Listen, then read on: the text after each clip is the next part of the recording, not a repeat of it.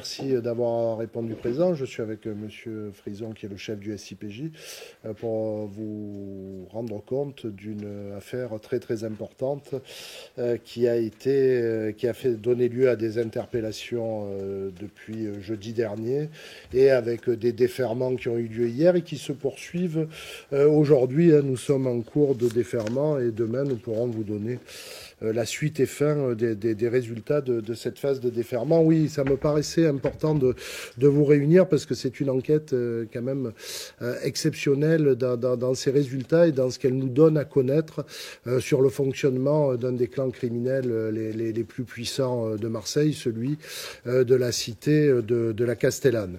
Alors, Monsieur Frison pourra répondre à toutes vos questions sur les moyens mobilisés considérables, sur le travail de longue haleine qui a été réalisé sur un peu plus d'une année, avec quand même une mention spéciale, tant les magistrats instructeurs que le parquet de Marseille tout souhaitaient souligner.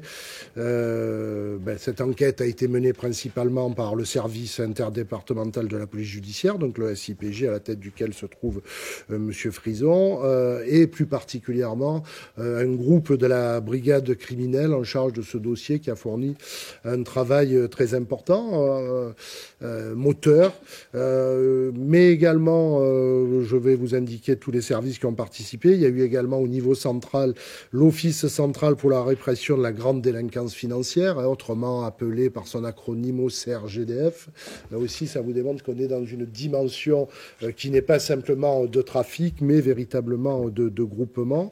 Et puis, pour interpeller les personnes, le bras armé, on va dire, de l'APJ, BRI 13, BRI 57, le RAID, l'unité d'investigation nationale, et puis la dimension internationale du dossier est importante puisque je tiens là aussi à souligner le rôle majeur et moteur joué par Europol dans le soutien aux opérationnels et à ceux qui montaient le dossier, l'APJ Marseille, comme je vous l'ai indiqué. Donc cette enquête, elle démarre le 21 mai 2024 d'une réflexion commune entre le parquet et l'APJ d'ouvrir une enquête préliminaire qui a été ouverte par la GIRS de Marseille, du chef et d'une qualification qu'on n'utilise pas régulièrement, de direction de groupement ayant pour objet une activité liée aux stupéfiants. Alors, vous comprenez, c'est pas la première fois que nous essayons de remonter, et c'est votre travail quotidien, serais-je tenté de dire, monsieur le directeur, de remonter des organisations, mais c'est très rare qu'on utilise cette qualification de groupement, qui est une infraction de nature criminelle et qui est la plus lourdement réprimée par notre code pénal. Hein, ça, les mots ont un sens. Les personnes qui seront mises en examen de ce chef encourront la réclusion criminelle à perpétuité. Donc cette enquête ciblait le trafic de stupéfiants mené au sein de la cité de la Castellane, ainsi que le blanchiment de ces infractions.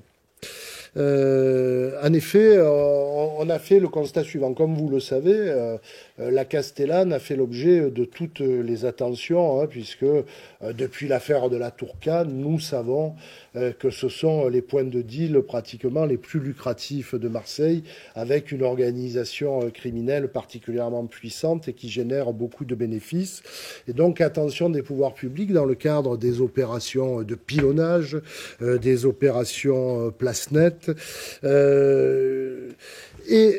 Nonobstant cette intervention très forte sur le terrain, sous l'égide de la préfecture de police, on s'est rendu compte que naturellement le nombre de points de deal avait diminué, voire pendant quelques semaines avait disparu. Et pour autant, on avait constaté que l'unité des membres de cette organisation criminelle, le caractère très rodé de leur activité, leur fonctionnement totalement hiérarchisé et structuré faisait que, nonobstant les coups très forts portés sur le terrain, le trafic de manière importante perdurait.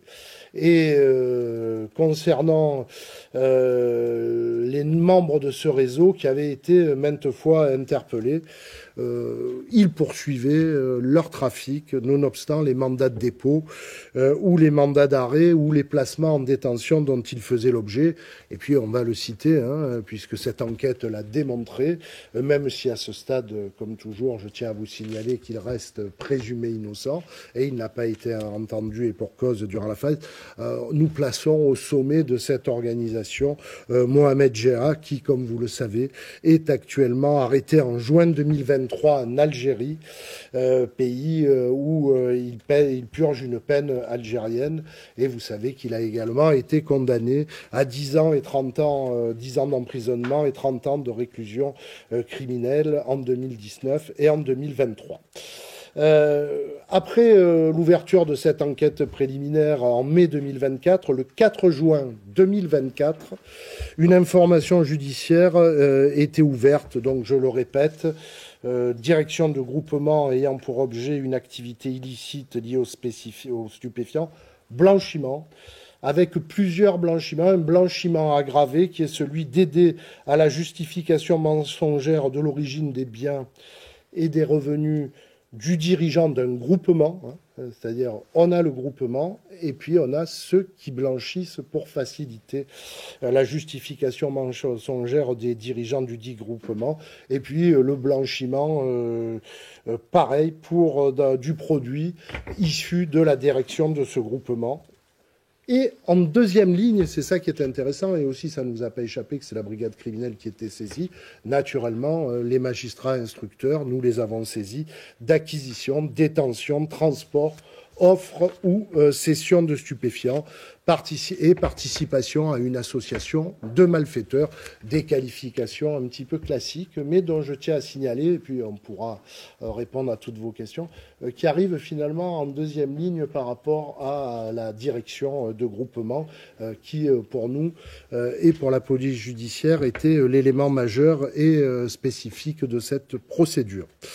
Il va y avoir des éléments procéduraux très importants qui vont se produire fin janvier 2025. Donc nous nous rapprochons de la période d'interpellation, puisque ce dossier va être enrichi par le versement de 2 procédures. L'une qui contenait de nombreuses informations issues de la captation de données d'une messagerie cryptée. Alors, ce n'est pas SkyCC ou EncroChat, c'est une autre messagerie cryptée dont le nom est tout un programme exclu. C'est dans ce cadre-là que l'action d'Europol, dont je félicitais l'esprit de coopération, nous a permis d'avancer, puisque c'est eux qui ont porté à notre connaissance l'existence du groupe de la Castellane, du groupe de Mohamed Jea, qui utilisait une messagerie cryptée reposant sur des données de communication stockées sur des serveurs ayant fait l'objet d'un démantèlement par les polices européennes en février 2023. Donc, le temps d'exploiter l'ensemble de ces données, ces éléments ont été portés à notre connaissance en janvier 2025. Et en réalité, comment fonctionnait cette messagerie cryptée? Elle avait pour essentielle clientèle des réseaux criminels, pas simplement celui de la Castellane, mais sur l'Europe entière. Et finalement, l'abonnement n'était pas si élevé que ça, puisque le coût était de 1 600 € annuels pour avoir accès à cette messagerie. Et donc va apparaître dans l'utilisation de cette messagerie cryptée, dans cette solution, Mohamed Jea et les membres de son organisation, la teneur des conversations échangées, SMS, vocaux, images, vidéo, sur l'année 2022 était sans équivoque. Nous ne nous étions pas trompés quand nous avons décidé de travailler très sérieusement cette organisation, démontrer qu'ils menaient des activités criminelles qui étaient leur principale activité: trafic de produits stupéfiants, actions meurtrières, blanchiment, corruption. Nous mettant à jour par le décryptage de cette messagerie une entreprise mafieuse hiérarchisée et structurée. Puis un deuxième élément également, hein, on va faire des versements qui vont être utiles. Nous avions ouvert un autre cadre d'enquête sur une enquête débutée en janvier 2024 visant le fait d'association de malfaiteurs en vue de la commission d'un crime en bande organisée qui venait de diverses informations selon lesquelles un individu était désireux de reprendre possession de son ancien point de vente de produits stupéfiants, le Porsche, situé à la Castellane, et qu'à ce titre, diverses actions violentes avaient été menées ou allaient l'être. Donc, le dossier est enrichi. Et puis, l'essentiel, serais-je tenté de dire, le travail des enquêteurs. De nombreuses surveillances physiques et techniques étaient mises en place autour des membres de ce réseau qui permettaient assez clairement de dessiner les contours d'une organisation criminelle structurée autour d'un leader unique. On a vraiment c'est très très clair, on a une organisation très structurée, on ne fonctionne pas sous forme de cartel, sous forme de co-associés, on a très clairement au sommet de la pyramide Mohamed Géa, qui je vous le rappelle à ce stade demeure présumé innocent, mais qui se trouvait limité dans ses actions du fait de son emprisonnement sur le territoire algérien. Mais malgré tout, malgré les acteurs de l'organisation semblaient être soumis aux décisions prises par son frère, Rachid Djea, et il se référait quotidiennement à, on va dire, le principal contremaître, le principal DRH, qui serait le superviseur historique du clan de la Castellane, en la personne de Samir Idri. Bien que l'activité principale de ces acteurs était tournée vers le trafic de produits stupéfiants, je l'ai déjà dit, il était constaté des actions violentes liées à la gestion de l'activité criminelle de ce réseau, alors reprise de points de vente, mise en place de nouveaux points de vente, velléité d'actions de guerre, achat d'armes, s'inscrivant dans le contentieux de vendetta déjà mentionné précédemment pour la maîtrise et le prise de points de deal. Et puis, là aussi, c'est assez intéressant et ça nous rappelle d'autres histoires que nous avons déjà évoquées en conférence de presse. Une autre activité lucrative dans l'ère du temps était mise en œuvre par ce réseau, la sécurité et le management des rappeurs. Bon, en réalité, ça c'est l'habillage commercial, extorsion pure et simple des 10 rappeurs et influenceurs. Jusqu'en juillet 2024, les acteurs s'organisaient au sein de ce réseau et géraient les différents points de deal existants sur la Castellane. Un secteur dédié, donc là, je vais vous parler de comment ça se passait jusqu'en juillet 24, parce qu'après, qu'est-ce qui va se produire? C'est l'opération PlaceNet, qui va avoir des répercussions importantes sur le réseau. Des organisations, là aussi, on sait qu'il y a un vrai terrorisme, mais là, on va quand même très loin, puisqu'il y avait un secteur dédié à la sécurité du réseau, qui assurait la sécurité des différents points de vente, les ravitaillements, les récupérations de recettes, notamment par la mise en place d'équipes de guetteurs aux endroits stratégiques. Cette équipe de sécurité, c'est comme ça qu'elle était qualifiée, se voyait également confier des missions liées à l'armement, ainsi que des missions visant, on va dire que le terme c'est une litote, à régler des problèmes, évidemment, par la force, action violente. Et là encore, envers des protagonistes internes qui ne respectaient pas les règles dictées par l'organisation, où naturellement cette équipe sécurité intervenait en cas d'agression extérieure.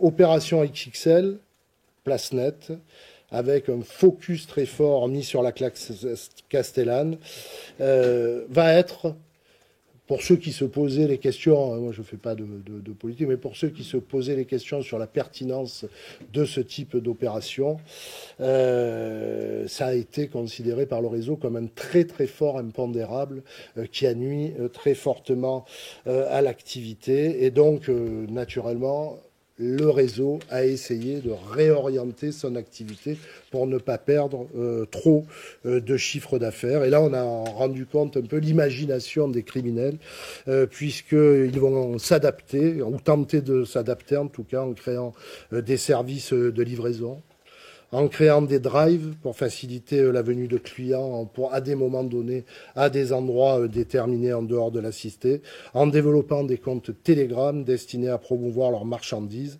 et en délocalisant les livraisons de matières stupéfiantes et en sortant également les appartements de stockage nourrices de la cité de la Castellane qui, investis très fortement par les CRS et par les services de police, nuisait très gravement au business. Donc, à partir de juillet 2024, nous allons constater une réorganisation structurelle conduisant au partage des points de deal, à savoir les terrains du quartier, ce qu'on appelle les 8 charbons du quartier, et celui de la Bricarde. Alors, je ne vais pas tous vous les citer, mais l'entrée, la tour, le Porsche, le Bernex, le RD Cachit, l'Esquinade, et puis on va avoir un développement sur les cités environnantes du 15e et du 16e arrondissement, et plus particulièrement la cité de la Bricarde, qui va servir en quelque sorte de base de repli. Et là aussi, la réorganisation et la restructuration de ces points de deal va se faire autour d'associés qui mettaient en place des groupes de discussion via la messagerie cryptée Signal, cette fois-ci, permettant une gestion un petit peu mutualisée et la plus cohérente possible des terrains. Donc, outre les activités classiques nettement observées qui n'ont pas grand intérêt, sinon de démontrer que le trafic était très, très important au sein de cette procédure, où les acteurs s'attelaient à des commandes de produits stupéfiants afin de revendre sur le réseau, usant des lieux de stockage de type nourrice. Ils employaient, là aussi je voudrais m'arrêter un petit moment sur cette particularité, ils employaient diverses petites mains, alors là aussi ça reste assez classique, allant du gérant du point au coupeur, en passant par des vendeurs, des guetteurs. Et ces employeurs pouvaient rencontrer un certain nombre de difficultés avec leurs salariés, avec un certain nombre de fautes professionnelles, si je peux, qui, vous allez voir, vont être durement sanctionnées, puisque leur main-d'œuvre, parfois, ne respectait pas les instructions données, ne respectait pas les horaires de travail, voire détourner de la marchandise ou des numéraires à leur profit. Les associés, bien qu'œuvrant sur des terrains différents, mutualisaient alors leurs moyens, soit dans l'emploi de salariés communs, soit dans la commande de stupéfiants, ou dans la gestion des problèmes rencontrés. Dans ce cadre-là, j'y reviendrai, vont se livrer à des violences particulièrement sévères sur un certain nombre de personnes. Au fil des mois, malgré une activité beaucoup plus restreinte, du fait de l'omniprésence policière sur les terrains rapportaient en moyenne 15 millions d'euros par an. En plus des terrains du quartier de la Castellane évoqués, il était également mis en avant des terrains extérieurs, comme ceux situés au plan d'Aou ou à l'Estac. Donc on voit bien qu'on va diversifier les modes de livraison. On va finalement s'associer pour mutualiser. En réalité, vous avez une baisse du chiffre d'affaires qui reste quand même considérable, on est bien d'accord. Vous avez une baisse du chiffre d'affaires, il faut que vous baissiez vos frais fixes. On est vraiment dans un capitalisme criminel du plus bestial. Et à ce moment-là, vous allez faire de la mutualisation d'employés, de services de sécurité, ce qui démontre ce que je vous disais au départ. On peut parler d'organisation véritablement de type mafieuse avec un rôle particulier, une structure criminelle. Et puis, la résolution des conflits, je vous le disais, avec plusieurs types d'actions violentes. D'abord, celles liées à la gestion de leurs propres points de vente et à la gestion de leurs employés. Quand ils estimaient donc que les directives n'avaient pas été respectées, on va passer à l'action violente, y compris contre ses propres troupes. Il était notamment relevé une demande de stopper, entre guillemets, l'influenceur qui faisait des lives dans la cité. Pourquoi ? Parce qu'il était susceptible, par ses lives, même si ce n'était pas sa volonté initiale, de renseigner les forces de l'ordre sur la gestion des réseaux. Des représailles avaient lieu envers des jeunes qui, parce qu'ils étaient turbulents, semaient du désordre dans la cité de la Castellane, par leur comportement, attiraient l'intervention des services de police, et naturellement des sanctions importantes étaient prononcées contre des personnes qui avaient volé le réseau, marchandises ou argent, ou ceux qui tout simplement ne respectaient pas les règles. Afin d'arriver à leur fin, les acteurs utilisaient les réseaux.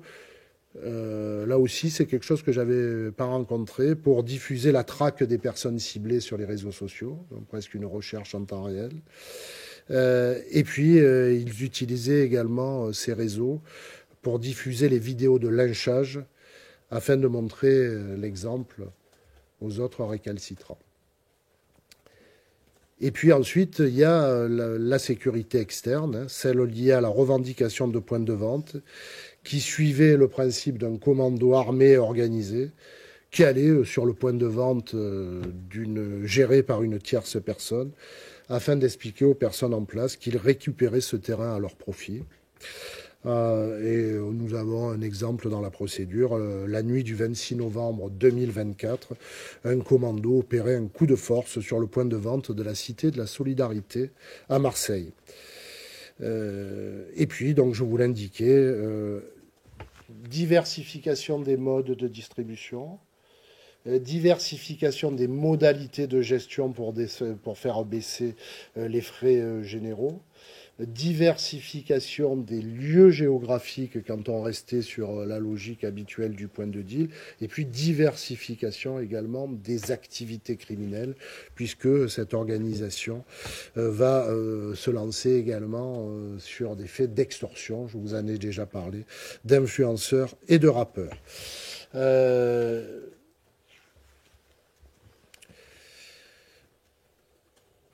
Concernant les affaires de raquettes d'extorsion, comment ça commence? Là, ça existe depuis que le monde est monde.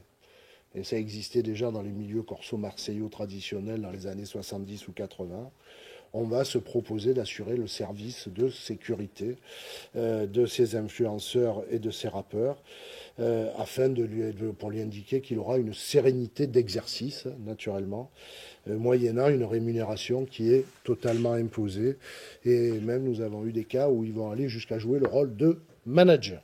Donc, vraiment important. Passons à la phase d'interpellation, et j'en aurai terminé. Le 24 avril 2025, il est procédé aux interpellations des principaux membres de ce groupement dans le département des Bouches-du-Rhône et dans d'autres lieux du territoire national, notamment en Moselle. Ceci sous la direction de 3 magistrats instructeurs de la GIRS qui sont co-saisis de cette procédure. Nous avons, vous parlerez, Monsieur Frison, des moyens engagés. Nous avons 23 personnes qui ont été placées en garde à vue. 16 ont fait l'objet d'un déferment. 6 personnes ont été déférées hier dimanche. 5 ont été placées en détention provisoire. La 6e a été placée sous contrôle judiciaire. 10 personnes sont actuellement en cours de déferment devant les 3 magistrats instructeurs co-saisis. Je ne peux naturellement pas à ce stade vous indiquer les chefs de mise en examen, mais je peux d'ores et déjà vous indiquer que ces personnes feront l'objet de réquisitions de placement en détention provisoire du parquet GIRS. Et puis, je pourrais vous donner les résultats, probablement pas dans la soirée parce que ça va se terminer très tard, mais demain.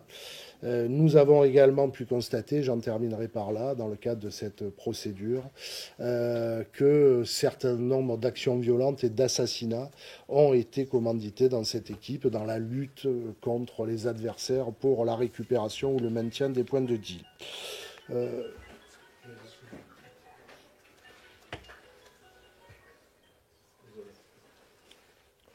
Dernier point, j'essaie toujours de terminer par des considérations un petit peu d'ordre général. La première, comme je vous l'indiquais au cours de mon propos, il ne sert à rien d'opposer des opérations de voie publique à des opérations judiciaires. Je crois que ce qui marche, c'est la conjonction des deux procédures. Et effectivement, dans le cadre de la connaissance de ce dossier, nous avons constaté très clairement que les opérations PlaceNet XXL avaient eu un effet notable sur notamment la chute du chiffre d'affaires, sur la fragilisation des réseaux. Naturellement, ce n'est pas suffisant. Et les coûts durables et définitifs qui peuvent être portés aux organisations criminelles nécessitent naturellement des investigations de longue haleine qui, cette fois-ci, relèvent de l'autorité judiciaire dans le cadre de ces missions, dans le cadre des juridictions spécialisées où vous avez des spécialistes et où, du côté policier, vous avez des personnes qui sont payés, cortiqués, habitués à travailler, à remonter, à démanteler les réseaux. Ça, c'était le premier point que je voulais porter à votre attention. Le deuxième point, c'est pas la première fois qu'on attaque un réseau déterminé. Cette fois-ci, c'est celui de la Castellane. On a pu parler de Yoda, on a pu parler de la DZ Mafia.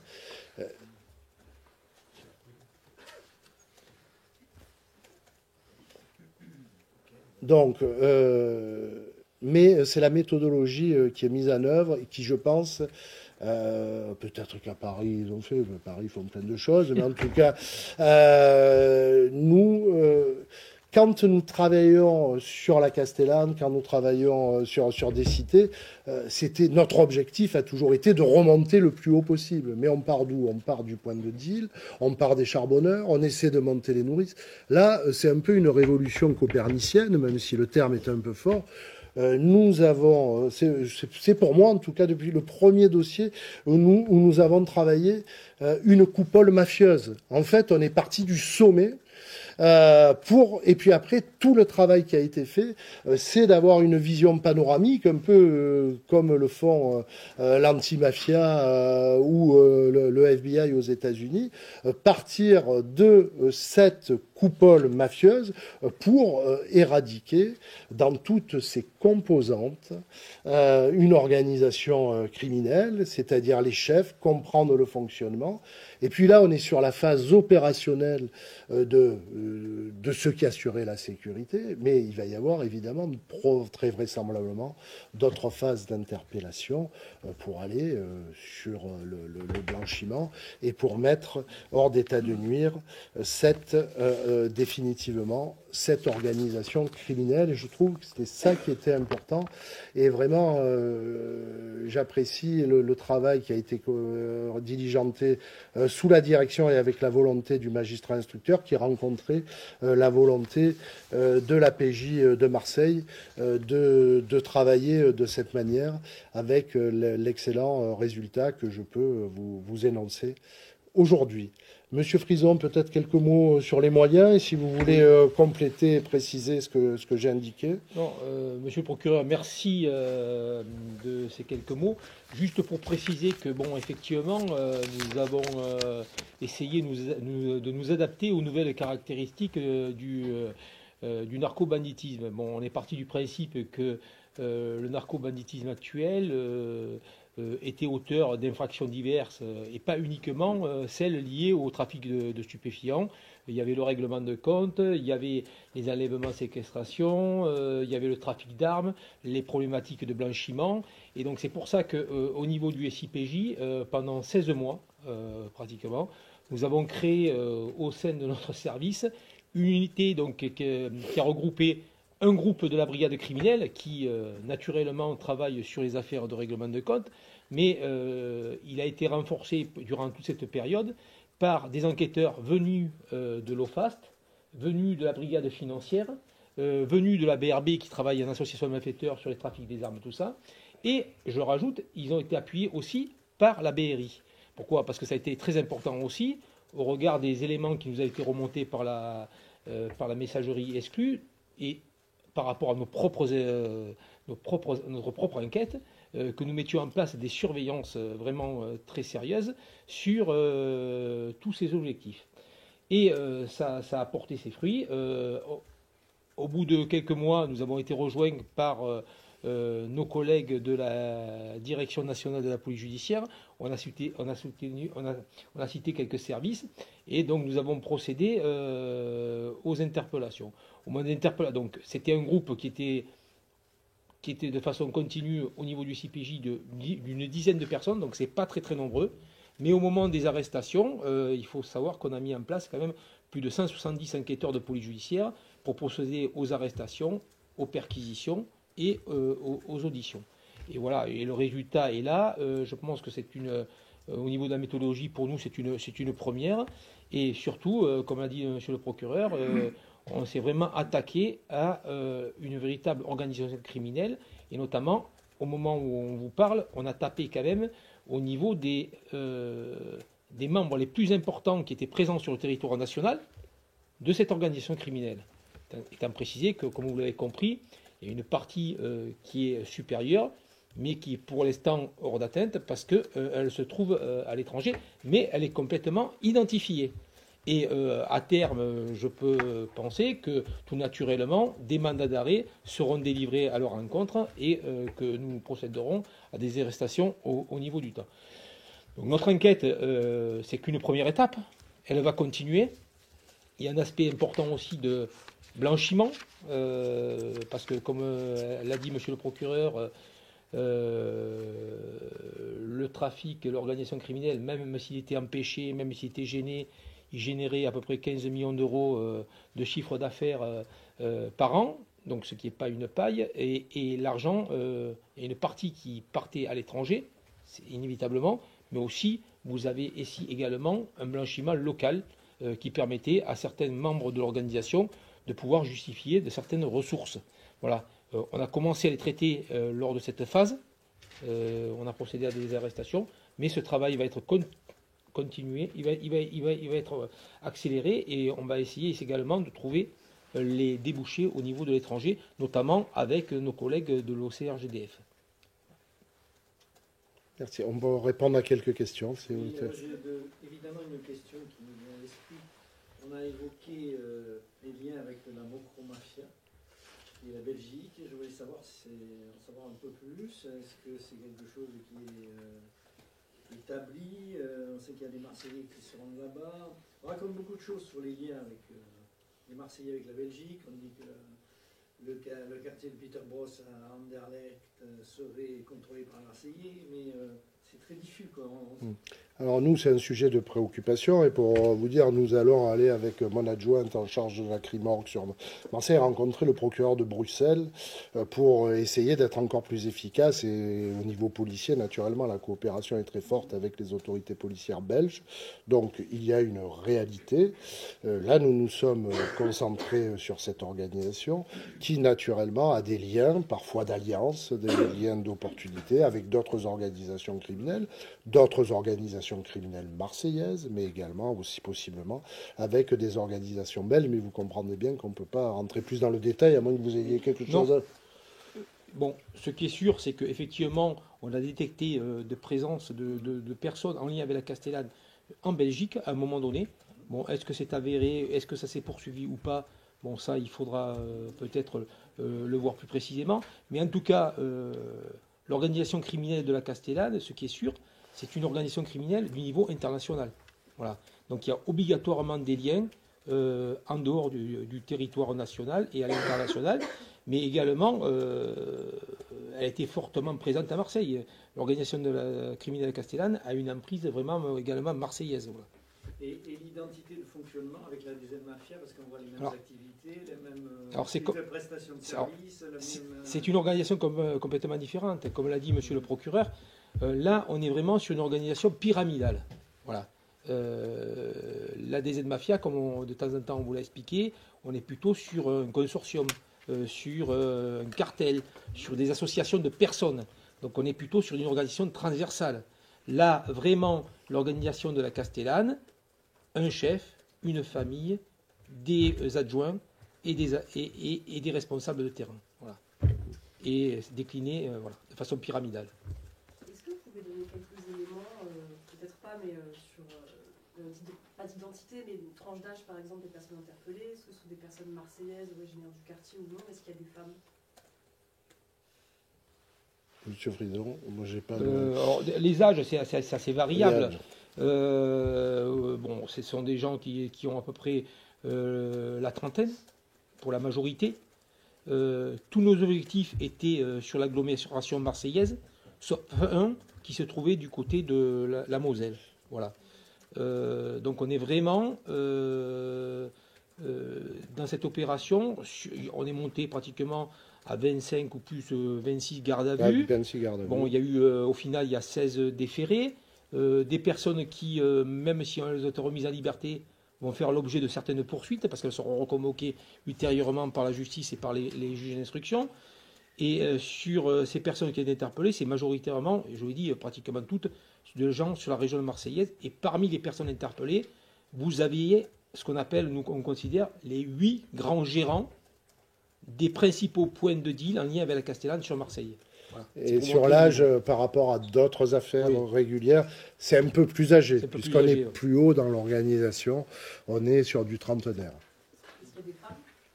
Je crois pas. Non. On en a eu un garde à vue, mais elles n'étaient pas positionnées en tant que responsables au niveau de l'organisation. Il y avait 2 femmes en garde à vue, mais 2 femmes en garde à vue, mais qui n'étaient pas, voilà, comme on a pu le voir dans d'autres affaires, pas des rôles actifs. Et ce groupe opérait depuis longtemps?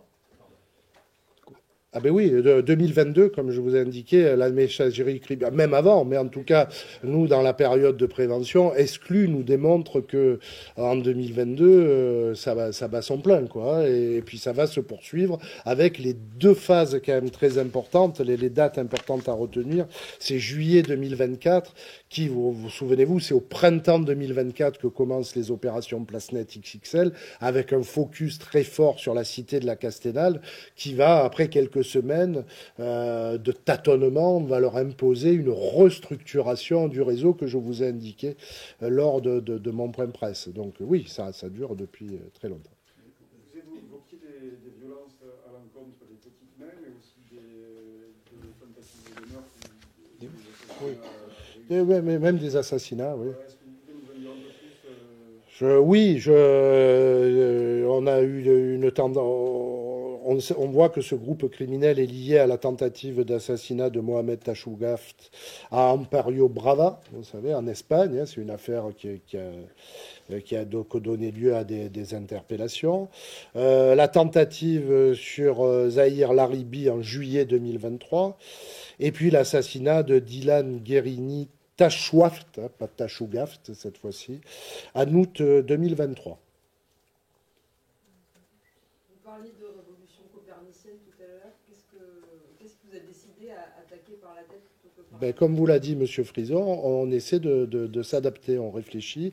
Et effectivement, l'évolution du narcotrafic, les moyens dédiés nous ont permis, c'est une action commune de réflexion sous la direction des magistrats instructeurs. Vous savez que statutairement, c'est le parquet qui communique sur les enquêtes que nous suivons, mais c'est une stratégie qui est partagée par la police judiciaire, par les magistrats instructeurs et naturellement par le parquet de Marseille, qui est un peu, alors il faut, de travailler.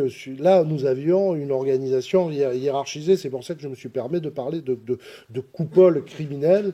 Et nous avons décidé, un peu comme on connaît un certain nombre d'organisations criminelles étrangères. Et donc, on a essayé, et on y est parvenu, puisque ce n'est que la première phase, M. Frison, vous l'avez rappelé, d'avoir démanteler ce clan criminel en partant du sommet de la pyramide et en travaillant sur l'organisation. Et voilà, c'est pour ça que c'est révolutionnaire, le terme est un peu fort, mais c'est une méthodologie que nous reproduirons pour d'autres organisations criminelles parce que ça marche bien. La messagerie écryptée s'appelle Exclu comme une exclusivité, c'est ça? Oui, EXCLU. D'accord. Elle consistait en quoi? C'est-à-dire, c'est comme toutes les messageries cryptées, c'est-à-dire vous avez abonné, vous payez, et à partir de là, vous êtes en circuit fermé.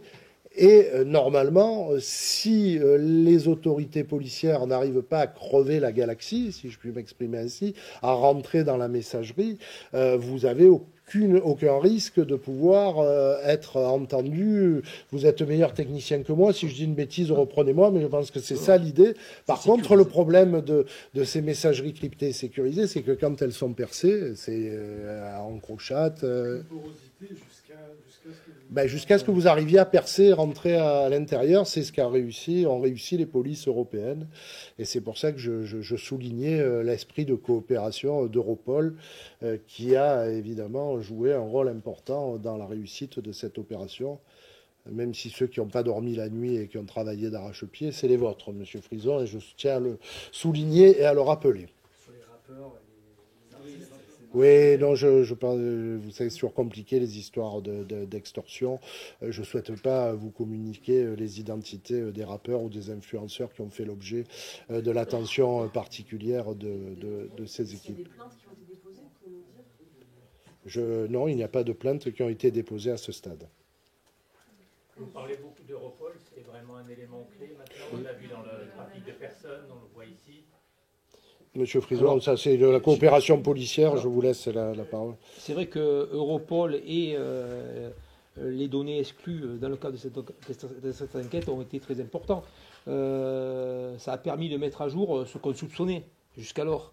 Quand vous lisez les comptes rendus d'exclus, notamment sur la Castellane, on est vraiment complètement scotché par ce que démontre et l'organisation criminelle telle que Monsieur le procureur vous a été vous l'a décrite, quoi. Donc ici ils sont venus vraiment en appui de nos investigations. Et ça a permis aussi de faire des recherches avec l'étranger, parce que comme on le disait, ça ne s'arrête pas simplement au niveau du territoire national. C'est des gens aussi qui bougent pas mal à l'intérieur de l'Europe, mais pas qu'en Europe. On va prendre 2 dernières questions et puis après on fera un petit micro tendu. Alors on va commencer par madame et puis après vous. Juste petite précision sur Rachid Géa et Samir Idri. Oui. Ils sont en Algérie? Alors en tout cas ils ne sont pas, ils sont à l'étranger, non, ils ne font pas partie des interpellés. Vous évoquez les 8 gros gérants de points de deal liés à la Castellane. On parle des points de deal qui s'étaient délocalisés. Certains étaient délocalisés. C'est ça. C'est ça. C'est ça. Sur l'organisation extrêmement structurée et hiérarchisée, est-ce qu'on peut dire que c'est justement une des particularités de la Castellane à Marseille et que c'est pas forcément la norme sur les principaux gros réseaux que vous identifiez au travail quotidien? Est-ce qu'on est plutôt justement sur des schémas type... Par rapport à une autre organisation criminelle dont M. Frison vous a parlé, qui est un conglomérat, qui est une associée, qui fonctionne plus comme un cartel, là, la Castellane, c'est un fonctionnement hiérarchisé, familial, fermé. C'est pas nécessairement la majorité des plans. C'est pour ça aussi. Dans votre expression, vous avez fait place nette alors maintenant à la Castellane Nous avons, je pense que nous avons porté, après, vous savez, moi, on est content de venir vous rendre compte de ce travail remarquable qui a été accompli. Après, moi, je reste toujours dans une posture modeste et il va falloir voir, mais effectivement, on peut, sans se gargariser, sans exagérer, dire qu'un coup très fort a été porté à cette organisation criminelle de type mafieux de la Castellane, oui. Dernière question, allez-y. Sur le différentiel, vous disiez 15 millions de chiffre d'affaires par an après Plasnet. On a Oui. avant ou pas? Oui, avant, on est plutôt sur... C'est monstrueux, mais enfin, il faudra que nous l'établissions en procédure. En tout cas, sur les réquisitions et sur les ordonnances de saisie, on peut chiffrer à 40 millions d'euros an. Voilà, donc qui sont des sommes importantes. Merci de votre attention.